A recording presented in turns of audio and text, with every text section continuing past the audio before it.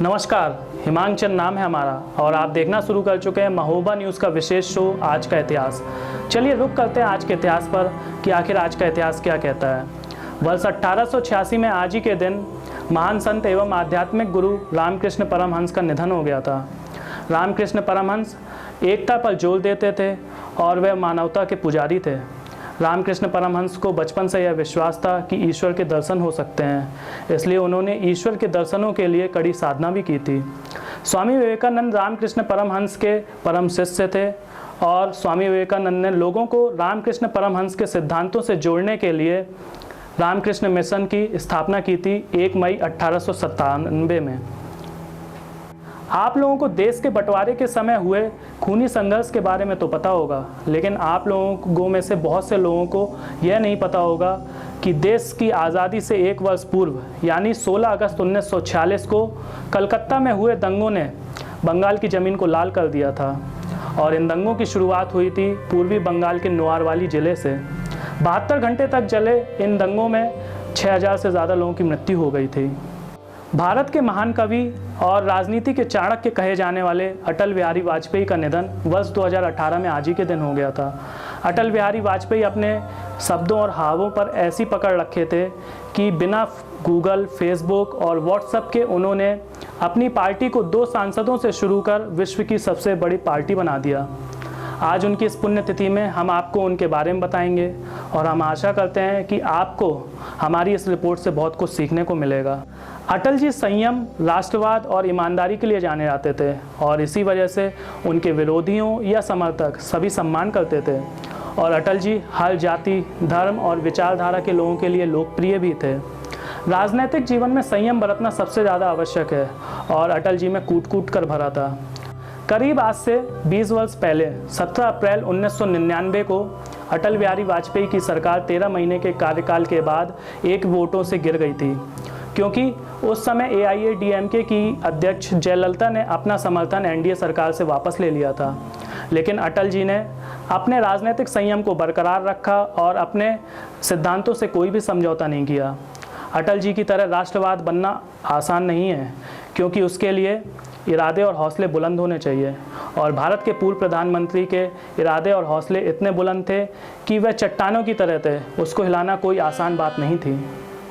ऐसा उदाहरण वर्ष 1998 में देखने को मिला, जब 11 और 13 मई 1998 को भारत ने 5 सफल न्यूक्लियर टेस्ट किए थे और इन न्यूक्लियर टेस्टों से दुनिया तिलमिला गई थी, जिसके बाद हमारे ऊपर कई तरह के प्रतिबंध लगा दिए गए थे। लेकिन अटल जी के इस फैसले ने भारत को परमाणु शक्ति के तौर पर स्थापित कर दिया था। भारत की आज़ादी के लिए हजारों क्रांतिकारियों ने अपने प्राण न्यौछावर कर दिए थे। आज़ादी के लिए रानी लक्ष्मीबाई, तात्या टोपे और नाना साहब जैसे कई क्रांतिकारियों ने अपनी कुर्बानियाँ दी थीं। ऐसे ही देश की आज़ादी के लिए अपने प्राण न्यौछावर करने वाली रानी अवंतीबाई का नाम भी इतिहास में लिया जाता है।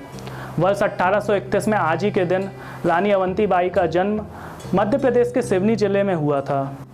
रानी अवंतीबाई के जन्मदिन के मौके पर पूर्व सांसद गंगाचरण राजपूत ने हमारे चैनल के माध्यम से लोगों को बताया कि आखिर रानी अवंतीबाई ने कैसे देश की आज़ादी के लिए अपना महत्वपूर्ण योगदान दिया था। महारानी अवंतीबाई का जन्म 16 अगस्त 1831 ईस्वी को मनकहनी के जमींदार राव जुझार सिंह के घर हुआ था। महारानी अवंतीबाई बचपन से ही बहुत वीर थी। उन्हें धनुष बाण चलाना, घोड़े की सवारी करना, तलवारबाजी करने का शौक़ था, जिस तरह महारानी लक्ष्मीबाई का शौक़ था। और इन्होंने बचपन में ही जंगल में शिकार करते हुए एक आदमखोर शेर को मारा था, जिस आदमखोर शेर ने कई लोगों की जानें ली थी। इससे वहाँ के राजा ने प्रसन्न होकर एक रियासत का बड़ा भाग इनको संभालने के लिए दिया था इनको। उसके बाद अंग्रेज़ों का शासन आया। इनके पति के देहांत के बाद अंग्रेज़ों ने इनकी रियासत छीनने का प्रयास किया, तो इन्होंने अंग्रेज़ी शासन के आदेश को नहीं माना और अंग्रेज़ों से युद्ध किया। 19 बार अंग्रेज़ों को परास्त किया। बार्डिंगटन सेनापति था अंग्रेज़ों का, उसको ये लड़का भी एक बार युद्ध के मैदान में छूट गया था और लेकिन महारानी ने उसके लड़के को सकुशल वाडिंगटन के कैंप में पहुंचाने का काम किया। तो अंग्रेज़ों ने भी इनकी वीरता की कहानी और इनके चरित्र की कहानी लिखी है। 6000 घोड़सवार थे इनकी सेना में। उस समय 6000 संख्या बहुत होती है। तो महारानी अवंतीबाई की वीर गाथा का हमने, जब मैं सांसद था तो CBSE के कोर्स में हमने 9th के कोर्स में शामिल करवाने का काम किया था। आज उनका जन्मदिन है, हम उनको श्रद्धा से नमन करते हैं, उन्हें श्रद्धांजलि अर्पित करते हैं। और युवाओं से, लड़कियों से हम कहेंगे कि अब ये पुरानी दास्ता की दीवारें, जंजीरें तोड़ें और हर क्षेत्र में आज हमारी बहनें अवंतीबाई की तरह काम करें, पायलट बने, फाइटर पायलट बने, खेल की दुनिया में, संगीत की दुनिया में, हर क्षेत्र में हम देख रहे हैं लड़कियां आगे बढ़ रही हैं। हम चाहते हैं कि हमारी लड़कियां भी नाम रोशन करें अवंतीबाई की तरह। और शिक्षा में भी हम लोग आगे बढ़ें। ये शिक्षा का युग है, वैज्ञानिक युग है, टेक्नोलॉजी का युग है। तो इस क्षेत्र में हमारे लड़के लड़कियां आगे बढ़े, बुंदेलखंड का नाम रोशन करें। धन्यवाद। वास्तव में गंगाचरण राजपूत के द्वारा दिया गया संदेश बड़ा ही सराहनीय है। अब हम नज़र डालते हैं रानी अवंतीबाई के इतिहास पर। रानी अवंतीबाई के पिता का नाम राव जुझार सिंह था।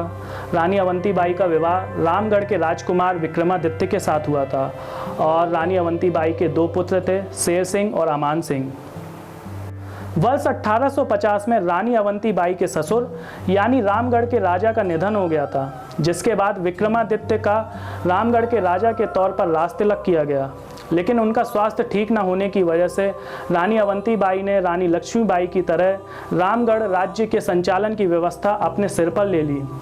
लेकिन जब अंग्रेज़ों को रामगढ़ के राजनीतिक स्थिति के बारे में पता चला तो अंग्रेज़ों ने रामगढ़ रियासत को कोर्ट ऑफ वार्ड्स के अंदर डाल दिया और शासन के प्रबंधन के लिए अंग्रेज़ों ने वहाँ पर एक तहसीलदार की नियुक्ति भी कर दी।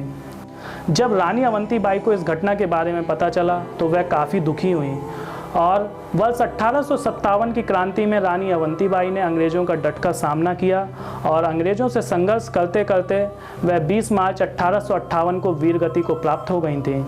फिलहाल आज के इतिहास में इतना ही। अब हमारी और आपकी मुलाकात कल फिर से होगी, जब हम आपको और भी इतिहास के बारे में बताएंगे।